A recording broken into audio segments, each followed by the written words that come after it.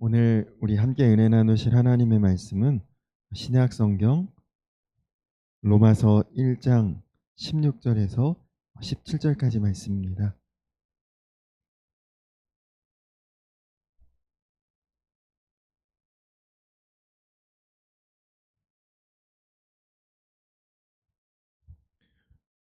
로마서 1장 16절에서 17절까지 말씀입니다.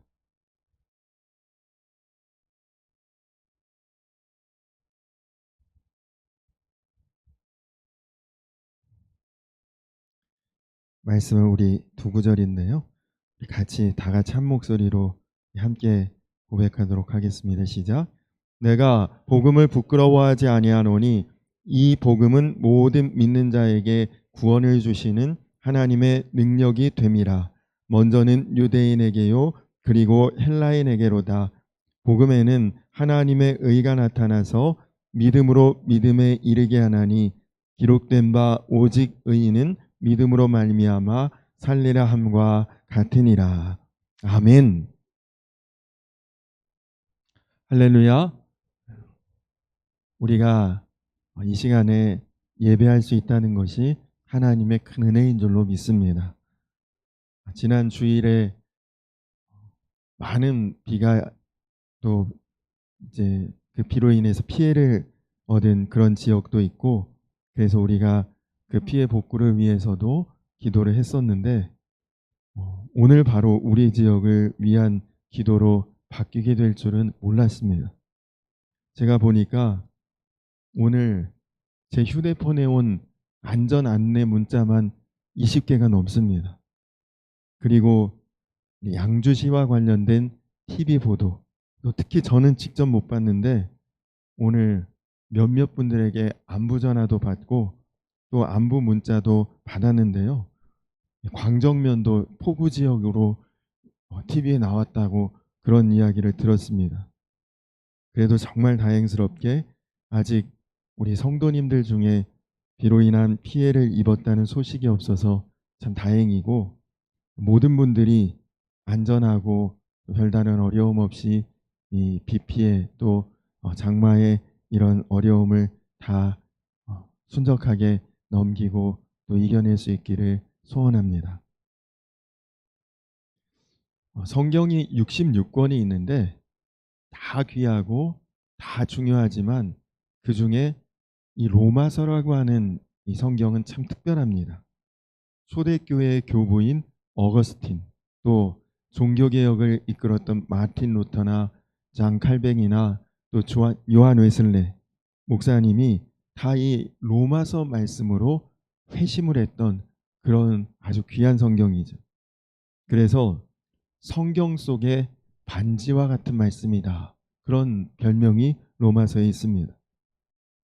로마서가 이처럼 사람을 변화시키고 역사를 만들어 온 중요한 이유는 로마서가 예수 그리스도의 복음에 대해서 가장 정확하게 그리고 가장 분명하게 우리에게 전하고 있는 참 복음서이기 때문입니다.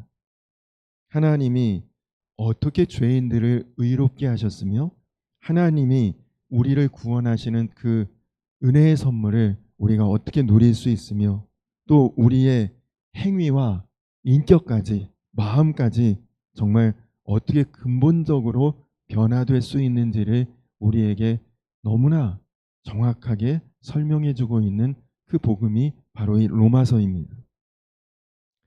로마 교회는 여러분 역사상 가장 무거운 핍박과 엄청난 박해와 그리고 비참한 고난을 당했던 교회가 아마 로마 교회였을 것입니다. 313년에 기독교가 공인될 때까지 카타콤이라고 하는 지하 무덤에서 300년 동안 숨어 지내야 했던 교회와 성도들이었습니다. 여러분, 어떤 고난이 300년을 가겠습니까? 한 나라의 왕조도 300년을 지속하는 왕조도 사실은 드뭅니다. 그런데 어떻게 그 긴 세월을 그 고통을 견뎌냈겠습니까? 사도 바울이 주후 57년경에 AD 57년경에 로마 교회에 보낸 사도 바울의 편지, 로마서, 이 로마 복음 때문에 이겨낼 수 있었던 힘이 있었습니다. 여러분, 우리는 가지고 있지만 그 가치를 모르는 것이 있습니다. 저와 여러분 모두가 다 가지고 있는 것이 있습니다. 그것 때문에 누구도 부럽지 않고 어떤 형편에서도 감사하고 모든 사람에게 자랑하고 싶고 나누어 주고 싶은 것이 저와 여러분에게 있습니다. 그것이 바로 복음이지. 세상에서 가장 위대한 것입니다. 한국 교회에 참 복음으로 충격을 주고 있는 복음학교의 김용의라고 하는 선교사님이 계십니다.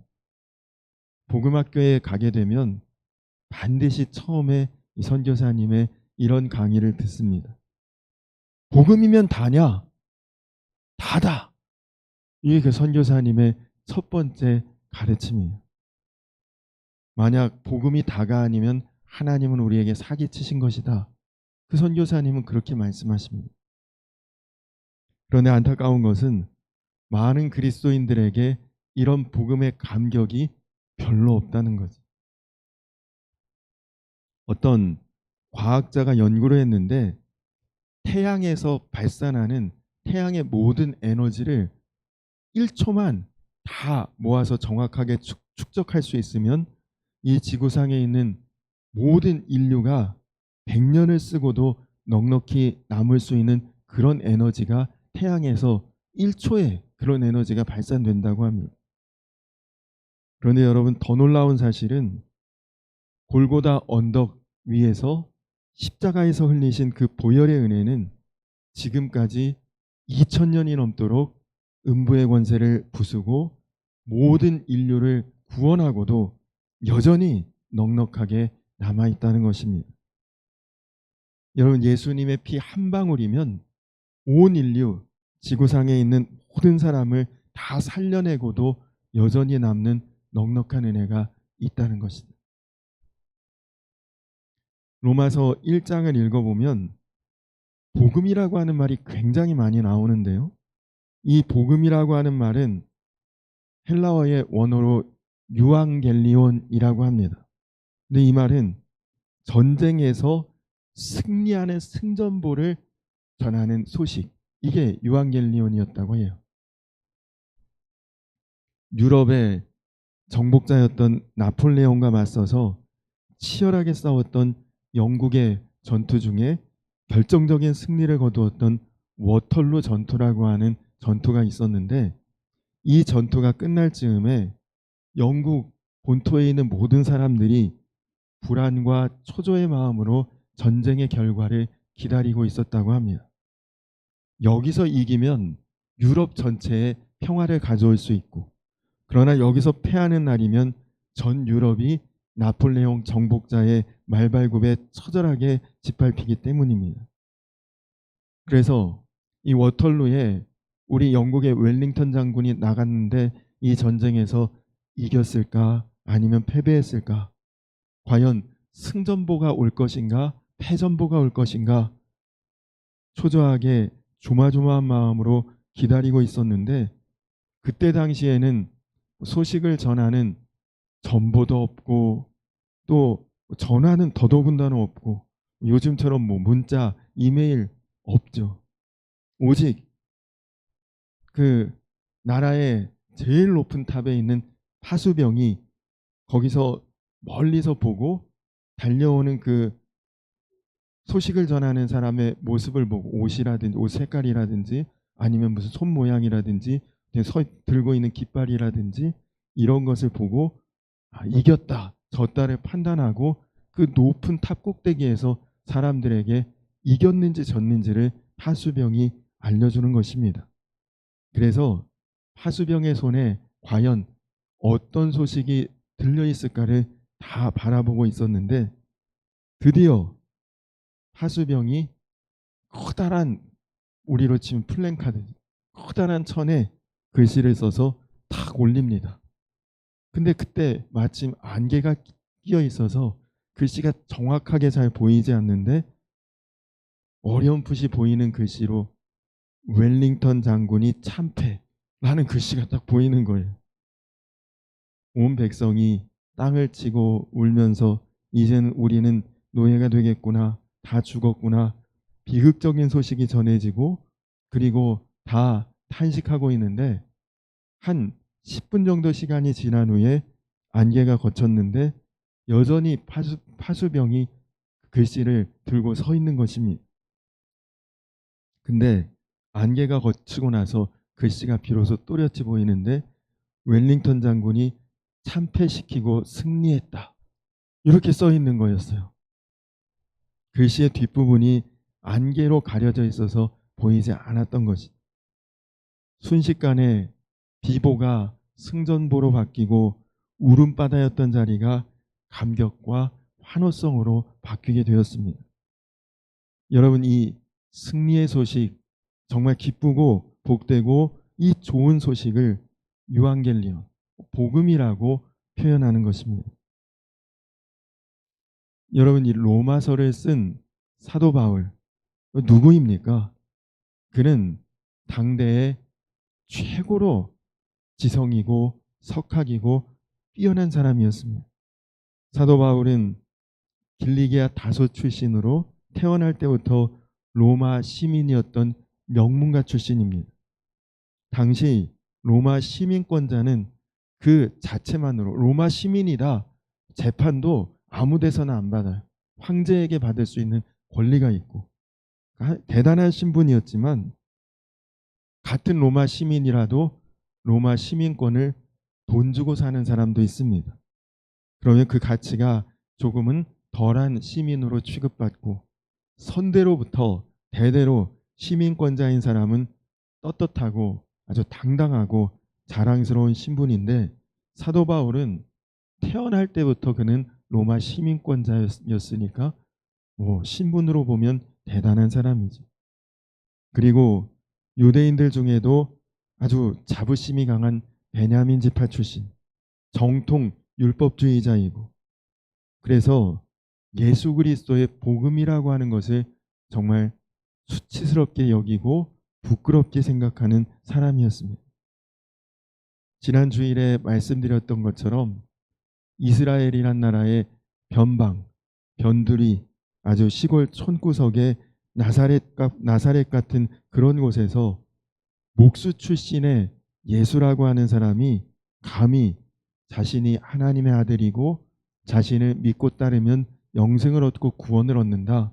이것을 복음이라고 알고 믿는 사람들, 이것을 좋은 소식이라고 하고 전파하고 다니는 사람들을 너무너무 수치스럽게 생각하고 그래서 사도 바울은 예수 믿는 사람 가두고 예수 믿는 사람 죽이고 하는 것이 그에게 가장 일생의 과업이고 보람 있는 일이었습니다.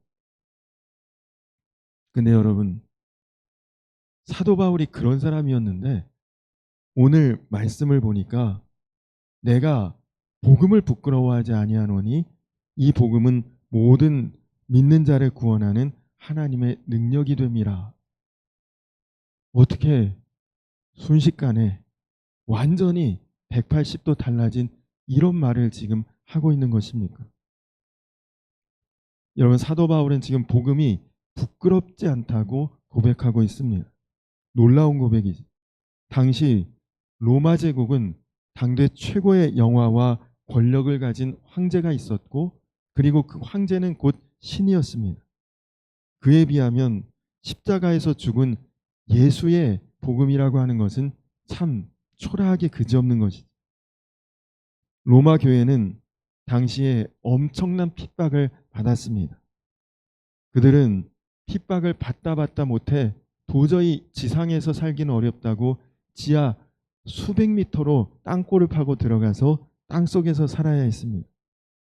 당연히 복음은 조롱받고 누가 예수 믿어 그러면 코웃음 치고 무시당하고 그거 반 미친 사람들이나 믿는 것 아니냐. 그런 로마 교회 교인들에게 사도 바울은 복음은 부끄러운 것이 아니다. 그렇게 지금 선언하고 있는 것이다. 바울 자신도 복음 때문에 빌립보에서는 감옥에 갇혔습니다. 데살로니가에서는 추방당했고, 베레아에서는 죽을까봐 몰래 탈출하고, 아덴에서는 조롱당하고, 헬라인들에게는 네 지식이 너를 미치게 만들었다, 그런 아주 정신병자 취급을 받았고, 유대인들에게는 너 율법주의자가 어떻게 예수에 미쳤냐고 거치는 자가 되었고, 그러나 여러분 놀랍게도요, 사도 바울은 복음을 부끄러워하지 않았다는 것이죠. 오히려 나 예수 믿는 자고 내가 듣고 받고 믿은 이 복음이 너무너무 좋아서 너희들에게도 지금 전한다고 전하고 또 전하고 있습니다. 오늘 말씀 중에 복음은 모든 믿는 자에게 구원을 주시는 하나님의 능력이라고 말하고 있습니다. 여러분, 그러면 구원은 무엇일까요? 구원은 내가 노력해서 얻는 것이 아닙니다. 내 공로로, 내 자격으로 얻을 수 있는 것이 아닙니다. 내가 공적을 쌓았다, 선행을 쌓았다, 그래서 구원을 받는다면, 혹은 내가 실력이 좋아서 얻는 것이라면, 그러면 그것은 불안한 것이죠. 변덕스러울 수밖에 없죠. 여러분, 지금 어떤 여러분이 실력이 있다, 그거 죽을 때까지 유지할 수 있겠습니까? 여기 뭐 운전을 잘하신다, 그러면 90세, 100세까지 계속 그 운전 실력이 계속 유지될까요? 항상 잘할 수 있는 사람이 어디 있습니까? 죽을 때까지 지금 실력대로 끝까지 살 수 있는 사람 어디 있습니까? 그러나 여러분, 내 딸이, 내 아들이 내 자녀로 태어났다면 그러면 그건 죽을 때까지 바뀝니까? 아이들이 나에게 효도 잘한다, 착하고 선하다, 그렇게 굴 때만 내 자녀이고, 실수한다, 내 속을 썩인다, 그러면 그럼 내 자녀 아니다라고 말할 수 있는 것 아니죠. 부모 자녀 관계는 자식의 어떤 태도 여하에 관계없이 그는 그냥 태어난 것으로 인해 영원히 내 자식입니다. 변형될 수 있는 사실이 아니지. 마찬가지로 우리가 한번 하나님의 자녀가 되었다면 내가 실수해도, 내가 부족해도, 내가 모자라도 나는 끝까지 하나님의 자녀인 것입니다. 때로는 여러분이 힘들어 쓰러질 때 있고 어려워 신음할 때 있고, 그렇다 할지라도 하나님은 여전히 나를 사랑하신다. 여러분이 하나님의 자녀됨, 변함없이 하나님의 은혜 가운데, 축복 가운데 구원받는, 그것이 오직 예수 그리스도를 통해 이루어질 수 있는 복음이다. 이것이 사도 바울이 전하는 것입니다. 그래서 여러분, 복음이 무엇이냐? 복음은 예수 그리스도가 복음이죠. 예수 그리스도가 나를 구원하셨다, 이것이 복음입니다. 그래서 예수 믿으면 속죄함 받습니다. 예수 믿으면 죄 용서함 받습니다. 예수 믿으면 하나님 자녀가 됩니다. 바로 이것이 복음이라는 거죠. 여러분, 로마 교회 교인들이 어떻게 300년 동안 지하에 숨어들어서, 제가 카타콤과 똑같은 소아시아의 지금 터키죠, 베린 구유라고 하는, 거기도 지하교회가 있거든요. 기독교 유적지가. 가서 그 유적지를 봤는데, 태어나서 평생을 살고 죽을 때까지 태양을 한 번도 못 보고 그렇게 일생을 산 사람들도 있습니다. 바깥에 나오면 죽으니까. 근데 여러분은 어떻게 복음 때문에 지하 땅굴에서 300년 동안, 여러분, 땅속에 뭐 환풍이 되겠습니까? 공기 순환이 되겠습니까? 근데 거기서 밥 해 먹고 바로 옆에 화장실이 있고 바로 옆에 무덤이고 그래요. 사람 썩고 다 그런 걸 그 공간 안에 다 있거든요. 근데 어떻게 예수 믿는 것 때문에, 복음 때문에 300년 동안 그 지하에서 바깥에 나오지도 않고 살 수 있었겠습니까? 예수 그리스도께서 나를 위해 십자가 지시고 대신 죽으셨다. 이게 복음의 교리잖아요. 그 교리를 알고 믿으면 300년 버틸 수 있었을까요? 여러분들도 그거 다 아시잖아요. 그럼 여러분 지금부터 지하 땅굴에 들어가서 죽을 때까지 살려면 살 수 있습니까? 아, 예수님이 날 위해서 죽으시고 나는 구원받았다. 이거 다 우리 아는 교리 아닙니까? 아, 그래. 예수님 나 위해 죽으시고 난 구원받았지. 여러분 이 지식만으로 300년 동안 지하에서 어떻게 살아요? 우리가 땅굴도 아니고 그냥 여기 실제로 이렇게 태양도 다 보고 평화롭게 누릴 건 누리고 이렇게 살면서도 얼마나 시험에 많이 들고 실제 생활에서 얼마나 많이 무너지기도 하고 그렇습니까? 그런데 여러분, 초대교회, 이 로마교회 성도들이 30년도 아니고 300년 동안 지하에서 살 수 있었던 것, 그 힘은 정말 살아계신 예수님이 그들과 함께 하셨기 때문에 300년을 그 안에서 살 수 있는 힘이 있었던 거죠.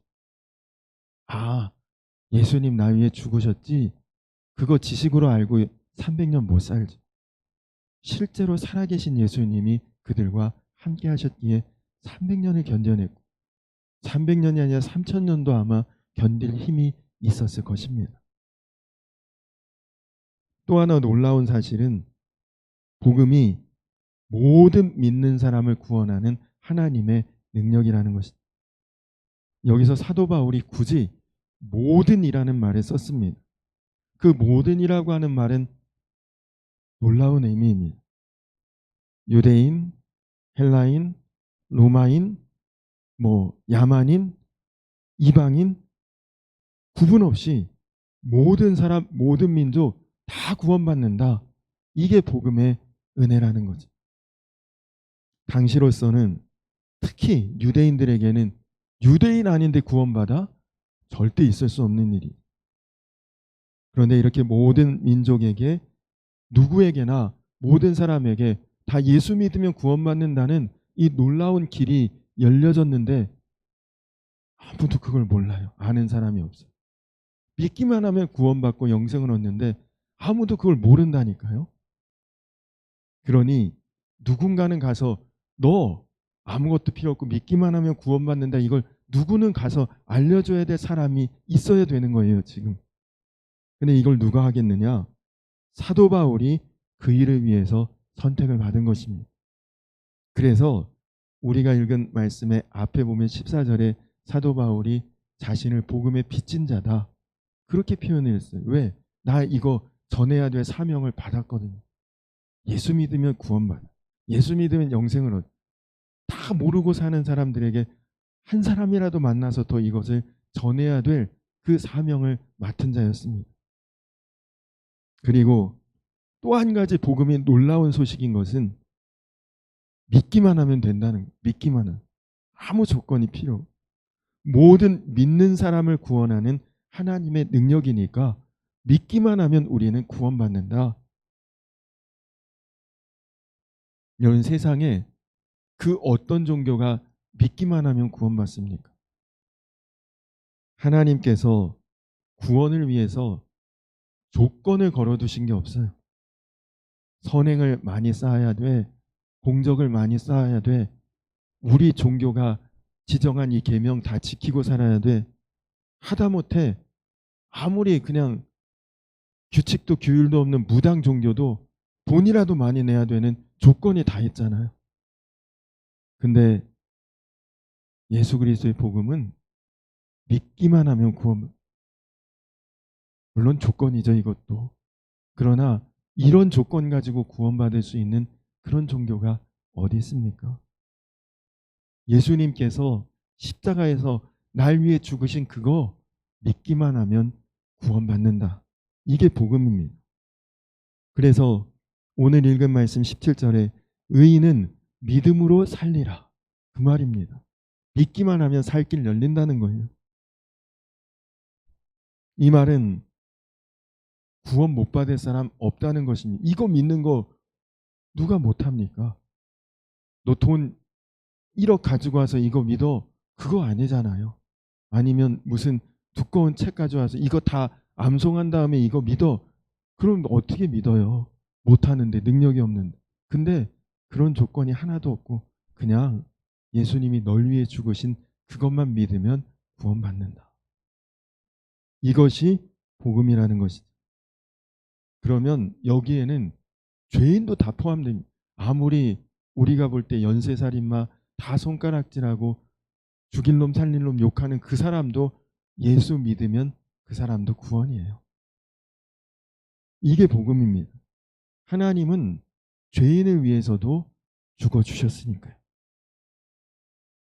여러분, 이것이 놀라운 소식 아닙니까? 대단한 소식, 기쁜 소식, 복된 소식, 생명의 소식. 여러분, 이 복음이야말로 세상에서 제일 좋은 소식 아닙니까? 아무 조건도 없고 아무런 무슨 자격도 없이 믿기만 하면 우리는 구원받고 영생 얻고 천국 가는데 이것보다 더 좋은 소식이 어디 있어요? 그래서 사도 바울은 이걸 나더러 전하라고 한다니 너무 기뻤던 거예요. 너무 좋았던 것입니다. 여러분, 세상에 이것보다 더 좋은 소식이 어디 있겠어요?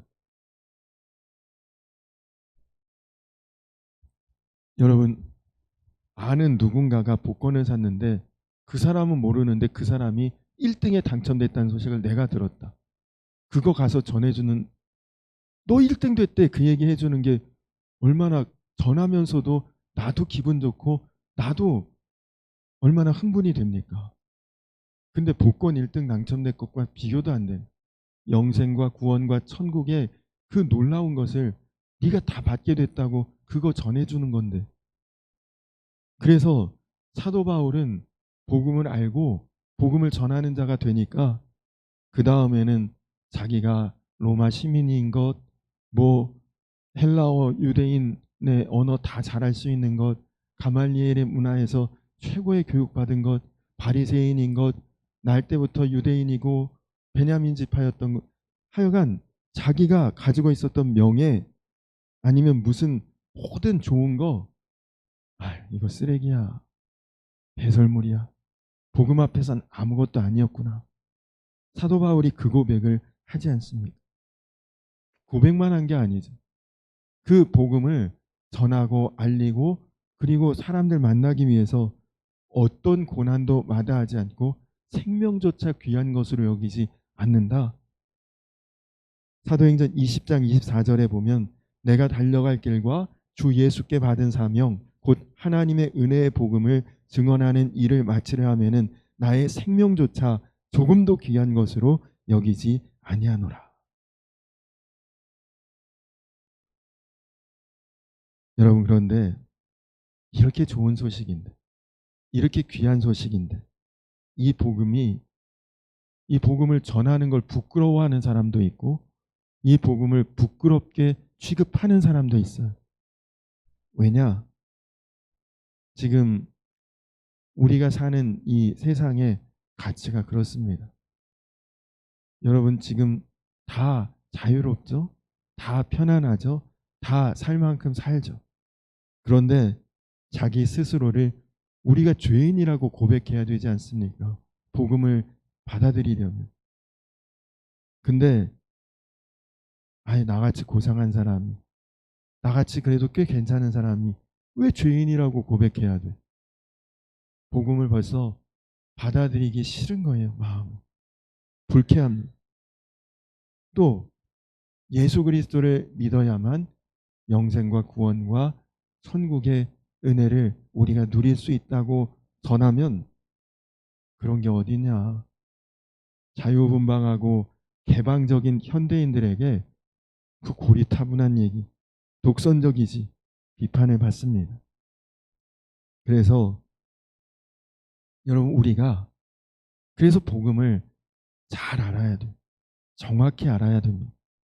단순히 예수 믿고 구원받고 천국 가는 그런 지식으로만 알면 지하에 들어가서 300년 못 견디듯이 그렇게 알고 있으면 우리는 복음 죽을 때까지 못 전하는 사람들도요.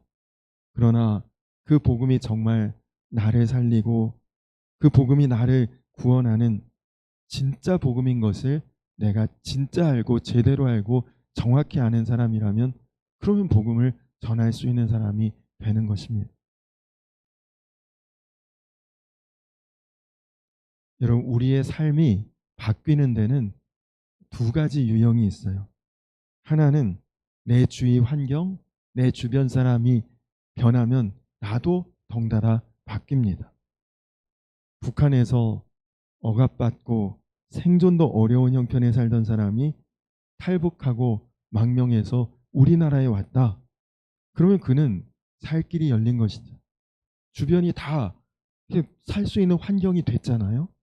그리고 주변에 그럼 내가 뭐 쓸 수 있는 어느 정도의 물질이 있고 살 수 있으면 주변 사람들이 나를 누가 그렇게 괴롭히고 그럴 사람도 없잖아요. 그러니까 그 삶은 당연히 생존할 수 있고 살만하게 바뀌게 되는 것입니다. 정말 생존 자체가 그것이 문제인 북한에서라면 나도 악하고 독하고 살려고 발버둥 치지만 여기 왔더니 먹을 것 널려 있고 사는 것 불편함 없고 왜 북한에서처럼 살겠어요? 바뀌지. 그러나 또 한 가지 삶이 바뀌는 경우가 있습니다. 그것은 마음이 바뀌면 바뀝니다. 환경은 그대로예요. 만나는 사람은 똑같아. 근데 마음이 긍정적으로, 충만함으로, 만족함으로, 감사함으로 마음이 바뀌면 그 사람은 바뀌어요. 근데 여러분, 복음은 내 형편과 주변과 주변의 사람들을 바꾸는 게 아니라 나를 바꾸는 힘이 복음입니다. 예수님이 내 마음에 임하시기 때문에 내 가치를, 내 생각을, 내 판단을 다 바꿔요. 전에는 이 사람 너무너무 싫었는데 사랑할 수 있게 바꿔주시. 전에는 이런 형편 환경 답답하고 너무 힘들었는데 그것도 감사하는 마음으로 바꾸는 마음을 예수님이 주십니다. 한 젊은이가 그의 스승에게 세상이 불공평하다, 세상이 원망스럽다, 세상에 대한 불평과 불만을 늘어놓습니다. 그랬더니 스승이 제자에게 소금 한 대와 물 한 사발 가지고 와라 그러더래요. 그래서 소금 한 대박과 물 한 사발을 가지고 왔더니 그 소금 대박에서 소금을 한 줌 쥐어서 물에다가 물을 한 사발 떠온 데다 딱 풀어 넣었더니 마셔봐라 그러더랍니다. 제자가 여러분 한 사발의 물에 소금을 그렇게 탔으니 얼마나 짜겠어요. 마셨더니 얼굴에 찡그리죠. 스승이 묻습니다. 물 마셨더냐? 짜서 도저히 못 먹겠습니다. 잔뜩 화난 소리로 제자가 대답을 했답니다. 그래서 스승이 이번에는 그 제자를 호수로 데리고 갔대. 그래서 그 호수에다 소금 한 대박을 다 부어버리고 호수물을 떠 마셔봐라. 그랬더니 제자가 그 호수물을 떠서 마십니다. 이 물도 짜냐?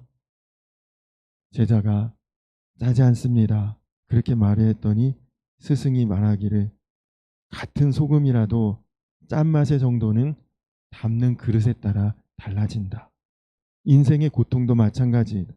내 속에 고통이 있다면 네가 마음을 사발이 아니라 호수로 만들면 그것이 고통스럽지 않을 것이다.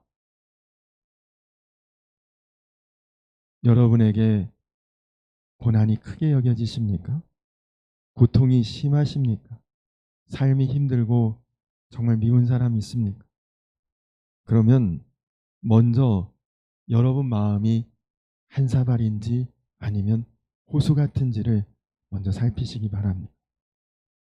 마음이 사발 한 그릇 정도밖에 안 되니까 사람 만나면 짜증나고 생활하는 것 힘들고 모든 상황이 정말 마음 답답하고 그런 것이죠. 빌립보서 2장 5절에서 너희 안에 예수님의 마음을, 예수 그리스도의 마음을 품으라, 그렇게 말씀하셨는데, 여러분, 그 예수님의 마음은 사발 같을까요? 호수 같을까요? 복음은 내 안에 예수님 마음 품는 것입니다. 내 마음이 예수님 마음 같아지는 것입니다. 예수 마음으로 사는 마음이, 그것이 복음입니다. 그래서 여러분, 복음으로 사는 사람은 항상 기쁩니다. 범사에 감사합니다. 모든 사람을 사랑할 수 있습니다. 그렇게 되니 주변을 바꾸고 주변 사람들을 변화시키고, 그렇게 사는 사람이 복음을 전하면 누가 안 듣겠습니까? 교회의 역사가, 복음의 역사가 그것을 지금까지 증거해 오지 않습니까? 여러분, 사람 마음 무엇으로 바꿀 수 있을까요? 돈으로 바꿀 수 있을까요? 권력으로 바꿀 수 있을까요? 지식으로 바꿀 수 있을까요? 어느 정도까진 되고 어느 기간까진 되지만 그 유효기한 다 있지 않습니까? 경험해 보셨잖아요. 사람을 완전히 바꿀 수 있는 것은 십자가, 복음밖에는 없습니다. 그래서 복음이 가장 위대한 것이고, 복음이 가장 좋은 것이고, 복음이 가장 귀한 것입니다. 간절히 바라기는, 여러분, 이 복음이 여러분 안에 어떤 지식으로, 교리로 알게 된 것으로 끝나지 마시고, 정말 복음을 통해 주 예수 그리스도를 바라보시고, 복음의 영광이 내 마음을 온전히 다스리고, 그래서 그 복음으로 인해서 믿음의 삶을 살아 나아가시는 저와 우리 성도님들 모두가 되시기를 주님의 이름으로 간절히 축원합니다. 우리 이 시간 나같이 찬양하고 그리고 기도하고 예배를 마치겠습니다. 지존하신 주님 이름 앞에 우리 찬양 같이 하고 그리고 기도하고 예배를 마치겠습니다.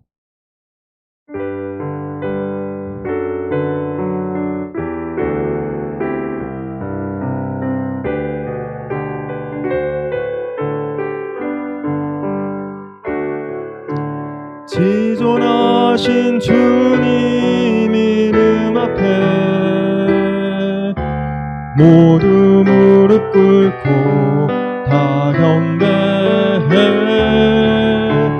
거룩하신 주님 보좌 앞에 엎드려 절하세. 예수는 그리스도, 예수는 그리스도,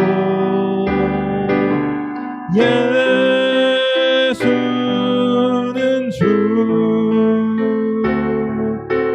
하나님의 영으로 경배드리리. 한 번 더 찬양하겠습니다. 지존하신 주님 이름 앞에 모두 무릎 꿇고 다 경배해. 거룩하신 주님 보좌 앞에 엎드려 절하세. 예수는 그리스도, 예수는 그리스도,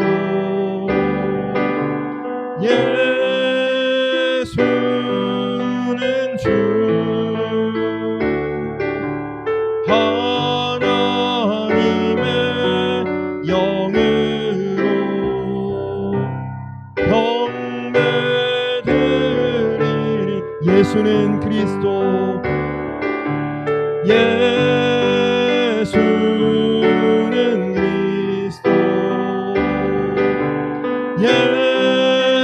예수는 주,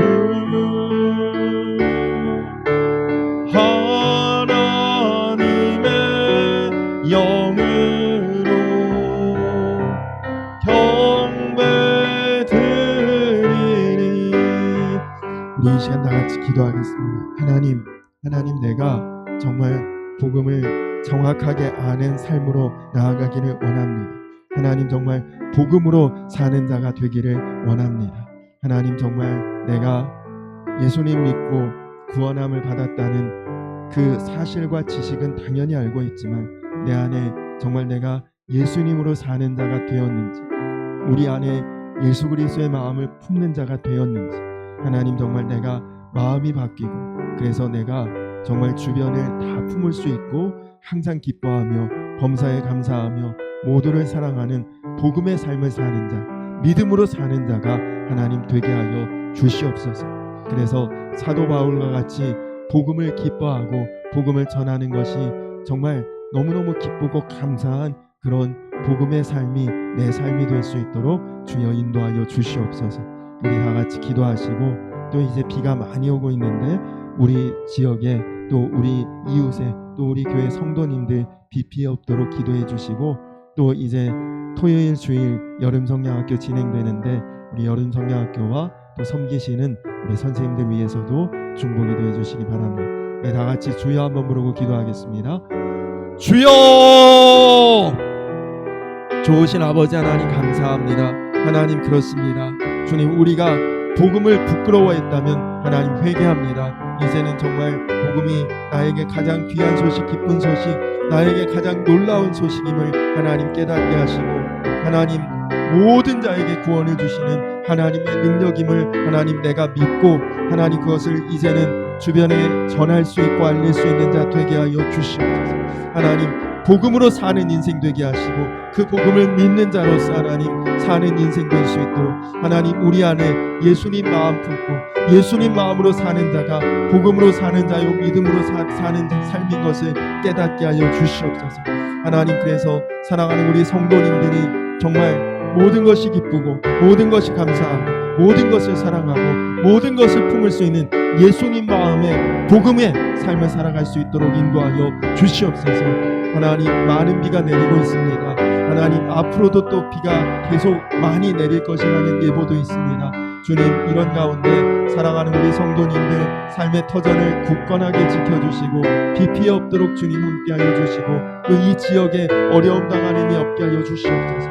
하나님 또 교회학교 여름 성경학교를 앞두고 있는데 하나님 여름 성경학교를 통해 우리의 다음 세대와 어린 심령들이 하나님 앞에 온전히 서는 시간 되게 하시고, 하나님 또 성경학교를 섬기시는 선생님들 한 분 한 분 능력으로 강건함으로 하나님 지키시고, 그래서 의미있고 은혜롭고 귀하고 놀라운 시간 될 수 있도록 하나님 역사하여 주시옵소서.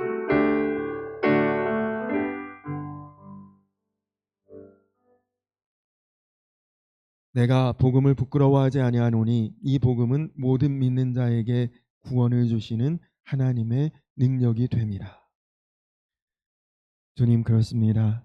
하나님 너무 귀한 소식, 너무 놀라운 소식, 너무 좋은 소식인데 하나님 내가 복음을 제대로 알지 못했습니다. 하나님 이제는 정말 내가 복음으로 사는 자가 되게 하여 주시옵소서. 예수님 마음으로 내 마음을 채우게 하시고, 그래서 정말 모든 것이 기쁘고 모든 것이 감사하고 모든 사람을 사랑할 수 있고 정말 내 마음부터 바뀌는 복음의 삶을 또 믿음의 삶을 사는 자가 되게 하여 주시옵소서. 하나님 그래서 내가 복음으로 인해 먼저 기쁘고 또 그 복음을 알리고 전하고 나누는데 정말 내 마음이 기쁜 그런 복음 증거자가 다 되게 하여 주시옵소서. 하나님 또 비가 정말 많이 내리고 있습니다. 사랑하는 우리 성도님들 비로 인한 피해와 어려움 없도록 가정을 지키시고, 특별히 이 지역에 사는 모든 주민들에게 하나님 어려움 없고 피해 없이 이 모든 과정들이 속히 지나갈 수 있도록 주여 인도하여 주시옵소서.